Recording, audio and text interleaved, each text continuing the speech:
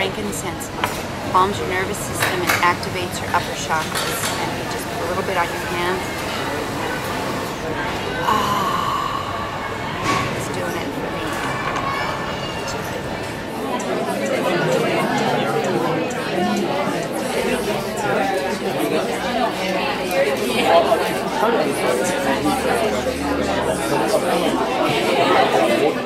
When you're traveling at the speed of love, your spirit is in your body. And your spirit is the frequency that's making the decisions in your life. Not your fears, not the past, not other people, but actually your spirit. And when your spirit enters the body and you raise your vibration, a whole constellation of shifts take place.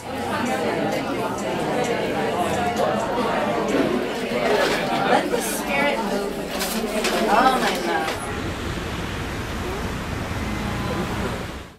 We're off. I'm on my way to I Can Do It Australia, starting in Perth. I'm excited, a little nervous.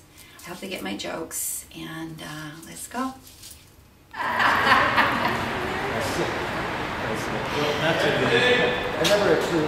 am in an alternate reality. We're all trying to figure out what's happening so that I'll miss the show. Warming up. This is how I warm up. Dancing for you.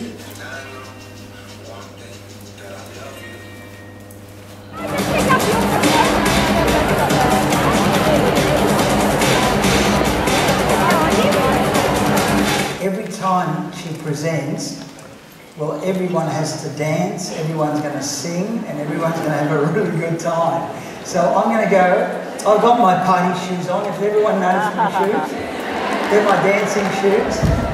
So I've got my dancing shoes on. Everyone got their dancing shoes on? Okay, so can we have a really, really big Perth welcome for Sonia Choquette?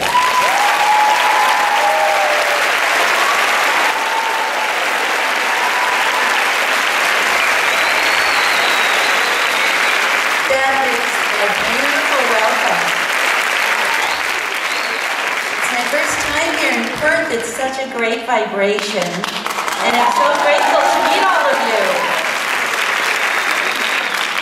Now, before I start, I just want to ask, has anybody in here seen me before? Good, I'm so happy to see you again. And for those of the rest of you, I just always have one question, and that is, are you ready? As you can tell with all the different authors, we all come as messengers. But each one of us has a very unique gift and a unique vibration and a unique purpose. And my purpose is very clear. I am what is called an alchemist. And an alchemist is someone who changes vibration. If you want to change your life, you have to change your vibration. And the way to change your vibration is quite simply, you have to do something different. You bend those knees, and you lift those hips, and then you go back and forth, back and forth, back and forth, and squeeze your butt really hard.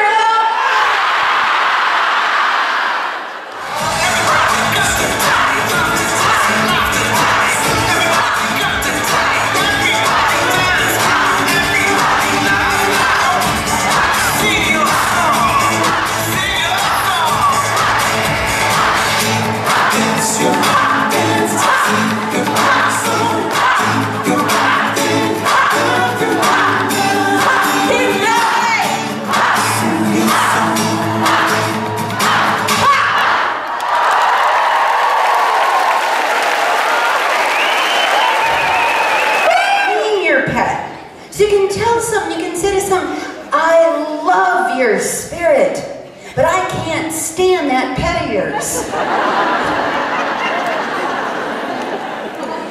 Think about when you make that distinction, because they're very different. Your spirit is very different from your animal nature. We have to train our animal nature. We do that first and foremost with love and affection.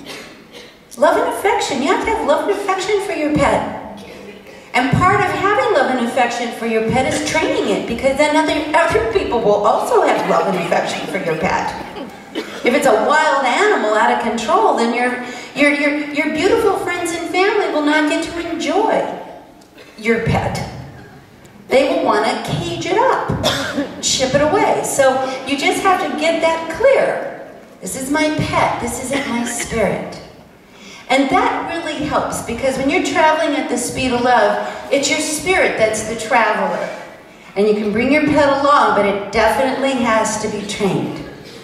And I really recommend that you name your pet. Name your pet Fido, Fufu, Boxer, Poopy, whatever you want. But it's not your spirit, and it's very interesting when you begin to separate the two. You begin to really get clear. The spirit, actually Sherlock said this to me yesterday. He said, as long as the breath is in your body, there's holiness in you. That's your spirit. As long as there's breath in your body, there's holiness in you. There's no holiness to become, there's just holiness to become aware of.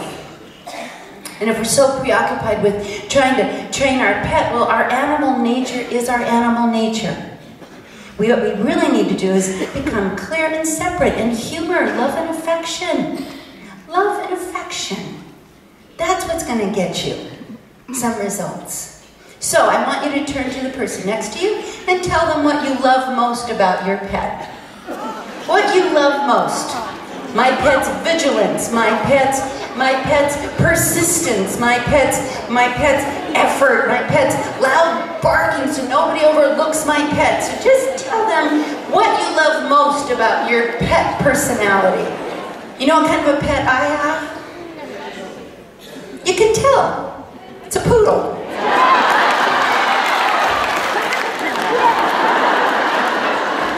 It's all over. I have a well-groomed poodle. Do you know that they don't use poodles? They often do not trust poodles to be seeing eye dogs, because if you piss them off, they'll lead you right into traffic. Ask my husband, he goes, yep, she's a poodle. I have a client who said, I don't have a pet, I have a kennel. Hold your horses. And then I have another client who said, he goes, my pet is a mutt who humps everybody and says, do you like me, do you like me, do you like me?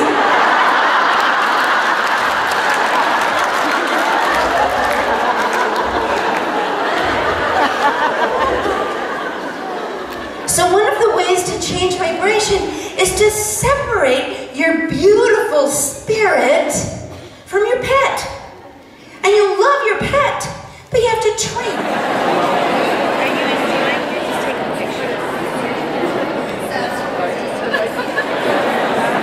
Good vibes to me are when the traffic lights are green wherever I go. I love it. You're in the most authentic flow, where you know you're in spirit, when you know you are being your beautiful higher self. Whether it's in relationship, whether it's with your kids, whether it's when you're playing your music or writing your poetry, or whether it's when you're just holding a loved one's hand or sitting with someone who's ill and being patient and holding space, you know. And you don't need anybody else to tell you or affirm. Your cells know. And we often don't know that we know until we speak it. But once we speak it, it's true.